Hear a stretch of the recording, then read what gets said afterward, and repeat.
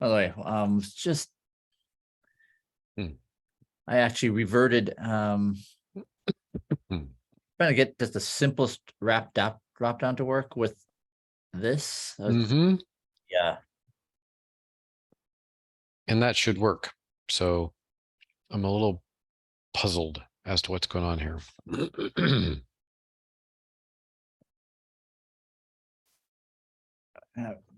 So I'd be the last person to suggest that something broke in, that something changed outside of Well, my application, but maybe what version of let's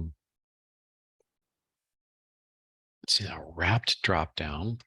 if I can let's see here. Can I can I just see the diffs on this? Did I change it? Worked 6 months ago ish.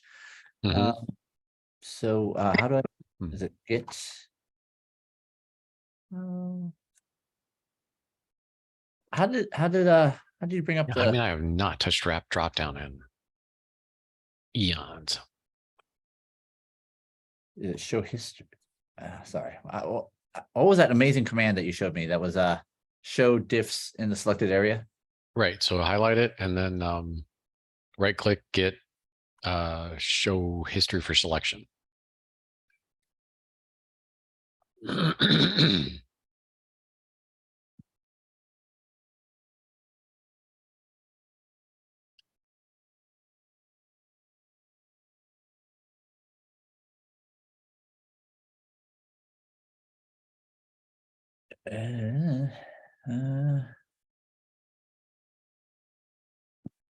That code has not changed. Oh, wait a minute. Jakob added a little bit of code to it. But yeah, it hasn't changed since 2022 in December. Where I told it not to do metadata. Which was a thing I added because if you had metadata on there, it could crash it. So it could be that upgrading the semantic UI components library will fix your problem, because it could be that you've got cruft on your items. Other theory is you don't suppose upgrading Shadow CLJS or the closure compiler. Oh, that's certainly a possibility. Okay, so that is in fact, that was a change. And I don't know why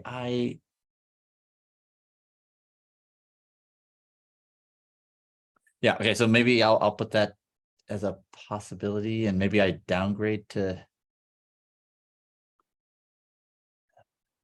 I'm looking for your opinion, advice. Like, do we start I would put depths back to the way it was when you know it was working. I mean, yeah.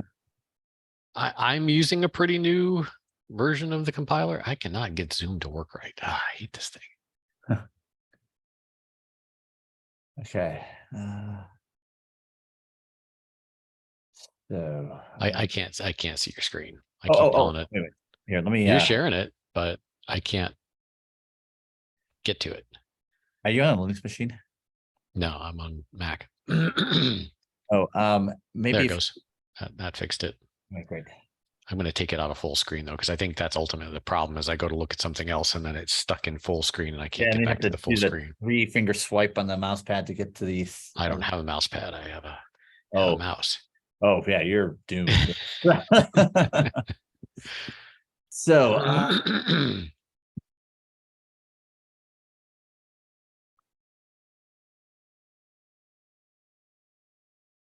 yeah, I mean,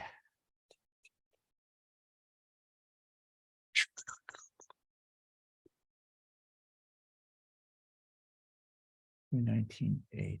Okay, so all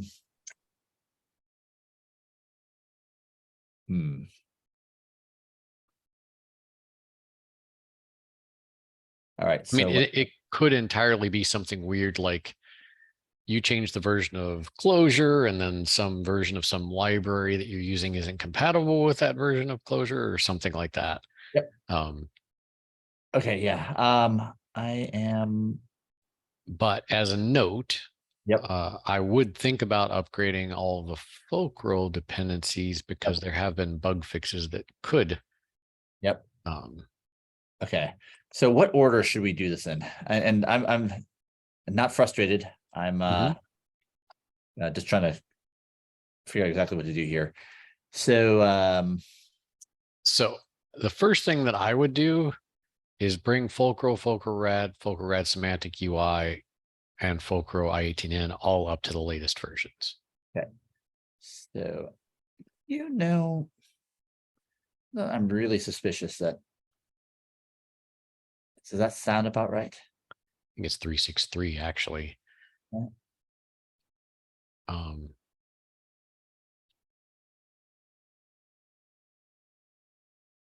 I mean, we could look, but that's probably pretty close. Fulcral Rad.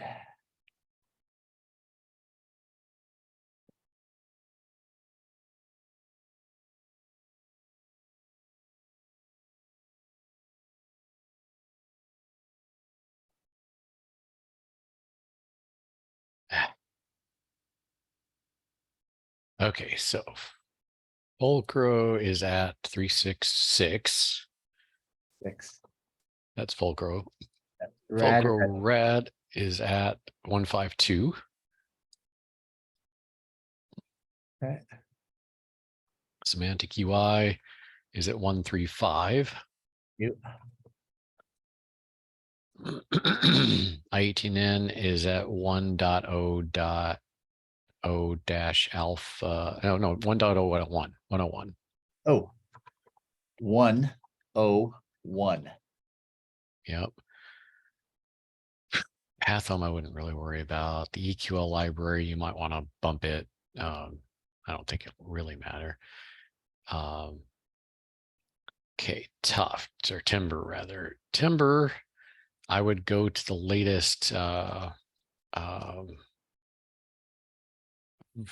version, I think.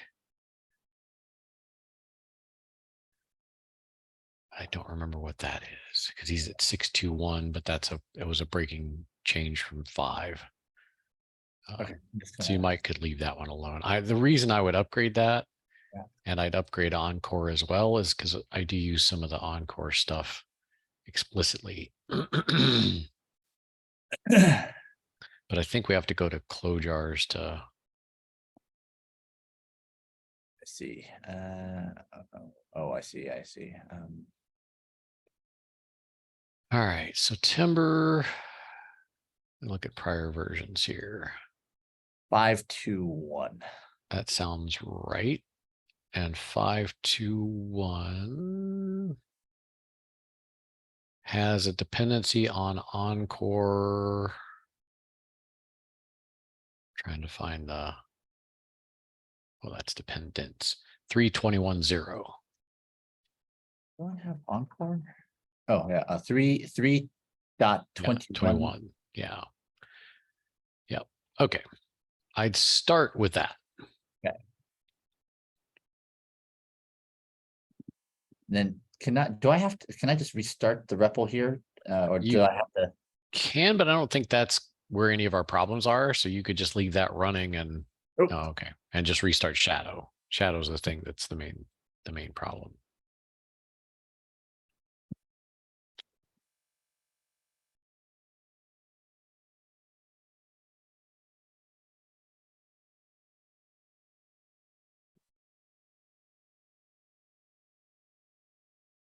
I appreciate your help here.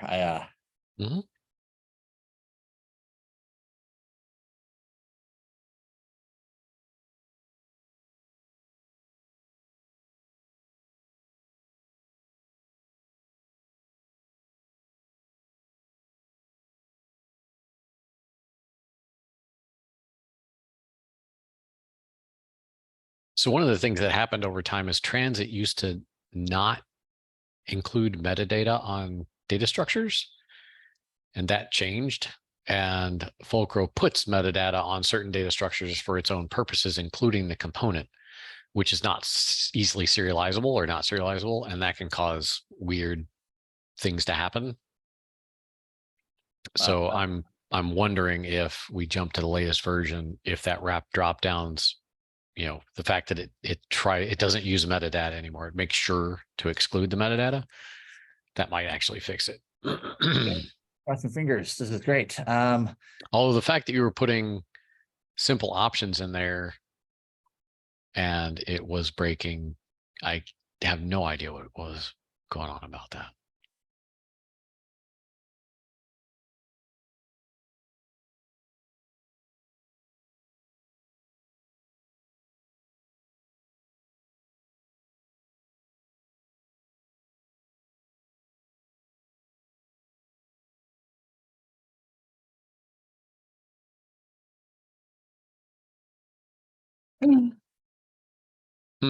No There you way. go. All right. And Tony, there's no effing way I would have ever figured this out. Well, and I'm not sure which of those things busted it, because did you change the compiler back as well? No. No. All right. Yeah. There was just some wow. issue there with using old versions of that guy. So yeah, that should just, wow. I think that'll just work now. I mean, can that work? No way. Yeah. So there was nothing wrong with the code. Wow. Okay. Well, that's awesome. I mean, and while I have you online, I mean, should I upgrade? Actually, so I have never been clear. Does this matter? Does the closure dependency matter here? I mean, does it matter?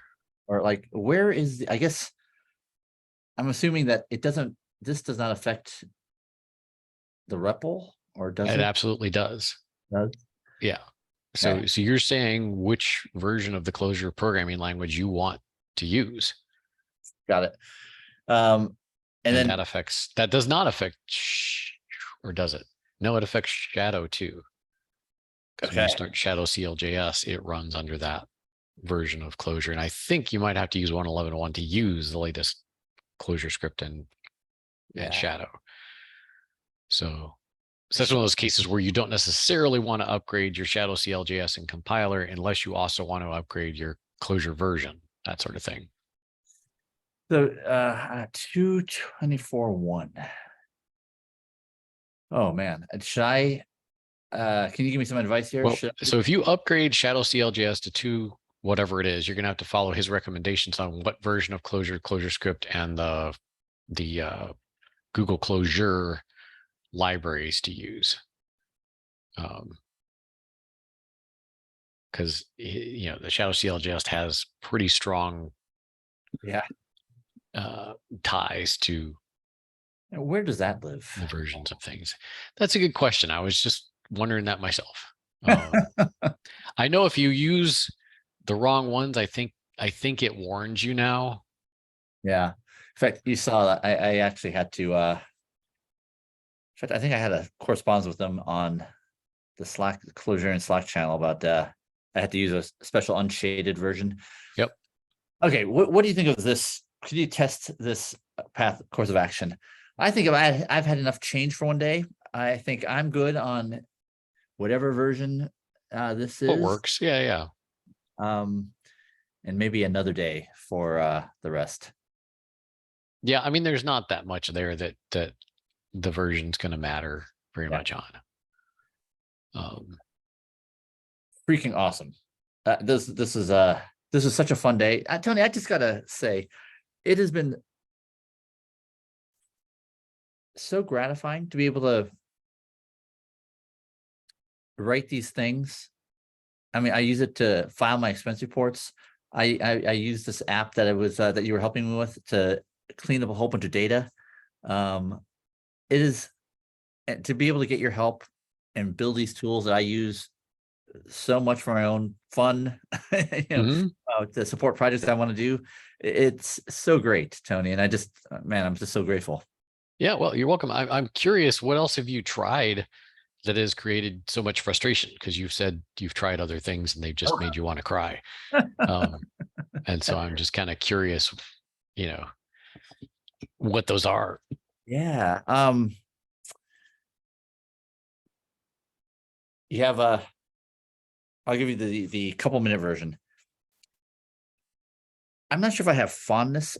I never had fondness at the time, but like around 1995, around the Visual Studio, Visual Basic, you can Yeah. create an app with a dialog box and menu items. Yep. It was so easy. Yep. And you can still do that today, can't you? Don't they still have that product basically?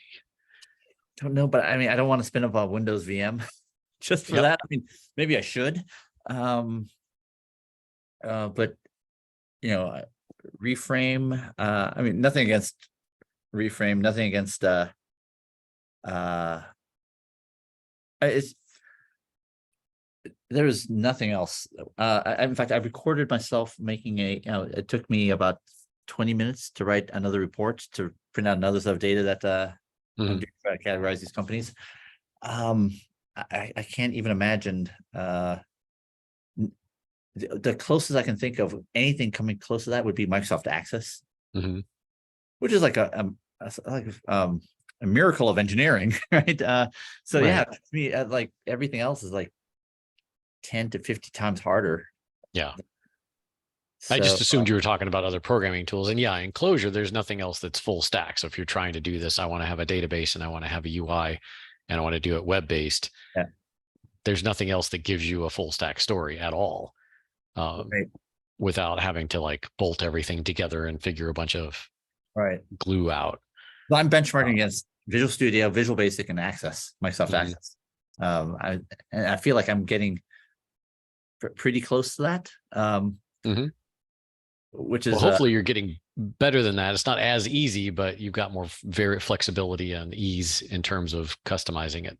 Oh, for sure, right? I'm like, no way I'm Access going to play a video, right? Well, that's or making Access talk to network endpoints and pull the data down dynamically, that sort of thing. Like, yeah, yeah. If it comes to you, you've got to customize it in some way. That was the sweet spot that I was looking for. It's like, all right, tools like Visual Basic and Studio and kinds of things, those are really handy if you just have a database and you're just trying to put a user interface in front of it.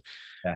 But you don't need to customize anything. It's just like, I just want to grab me that data and show it to me and let me manipulate it. All right, that's nice and fun and useful, but it's not general purpose, right? It's very specialized in terms of what you can do with it from there. And so I kind of wanted a system where you could get some of that ease, but escape from all of the defaults anytime you want to easily. And so yeah, that was my kind of target design. And it's just incredible. So I just want to convey my my absolute gratitude and just this sense of like exhilaration of just being able to create these like really custom tools that no one else will use but me, right? And like my Net Promoter Score for the tool I wrote is off the charts. Right? It's a perfect score. And that's the other thing. That was the other goal, is if it does do a bunch of stuff for you by default, it may not be something you want to shove out to the public, but it'll be good enough for your purposes. Totally.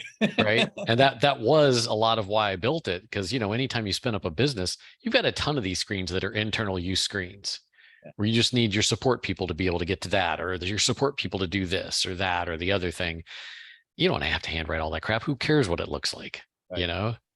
Just throw it out there. And if it turns out that you can also use it for production uses, which I have also found it not too hard to apply, right? You can customize the plugins to look the way you want, and it generates a bunch of the boilerplate code for your real front end for production. So my I will fulfill my promise to actually write this up and I get some of these. I actually I'll be posting the videos. They're up on YouTube, but I just feel like they need a little bit more explanation. But and it's just I want to be able to share just like how much at times giddiness. In fact, I even recorded myself using it because it's like who else can build these tools except for yourself, right? So anyway, just I appreciate all your help. And I feel like the little aha moment for me was like the little cookbook thing. It's like, okay, you want to replace Baya, here's an example, right? And just for my own benefit, right? So I don't have to keep looking through and opening up repos and trying to figure out how I did it. So, right. Well, I do have a rad book. Did you find the rad book? Yours or Jacob's? Mine. Yeah, no, totally. But okay. Yeah, just because I mean, one of the things that I would love to have, I haven't had time to write more of that book because it's only what 50 or 60 pages right now. Yeah. But that could use things like you're talking about, you know, oh yeah, totally. how to progressively, you know, and it's there to be used. and I'm hoping like for even people in the Fulcro channel, for them to be able to see like, hey, you might not have ever talked to Tony and never asked Tony like how you would do this, but here's some amazing examples that you might find exhilarating and mind expanding to see what you can do. Yeah. So yeah, it's I've had all sorts of yeah. So I'm not billing you for this time, by the way. But I periodically have people come to me, and I had this recently, and I won't name any names. A guy came to me and he really wanted to promote Fulcro. He was really excited about it. And, you know, I kind of feel like the Fulcro is sort of slowly dying. You know, there's not enough continual buzz around it. You know, it's kind of, it's old now, you know, it's like 4 or 5 years old, and it never caught on for whatever reason, right? People go and glue all these other things together that are much harder to do, but that's what they do.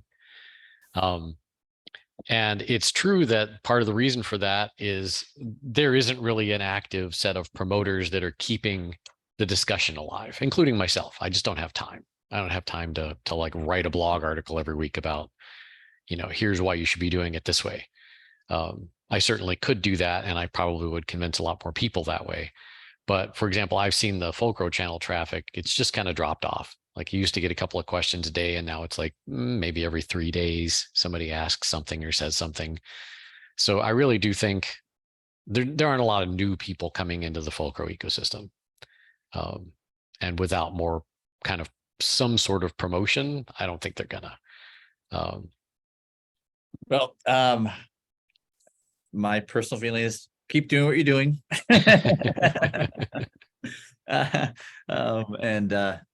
You know, this is something I probably will, my feeling is like, you know, this is something I'm going to spend the next 10 years in at least, right? Yeah.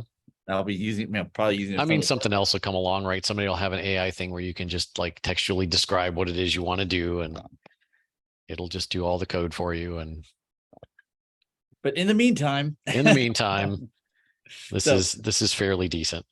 Yeah. So anyway, I just want to take that moment just to make sure yeah, you heard that from me, that just how fun and gratifying it is and I really appreciate these sessions. Yeah, you're welcome. Awesome. Well, I'm gonna go build some stuff. All right, go build some stuff. And have a kick-ass weekend. And yeah, you too. Soon. All right, talk to you then. Thank you, Tony. Yep, you're welcome. Bye, Gene.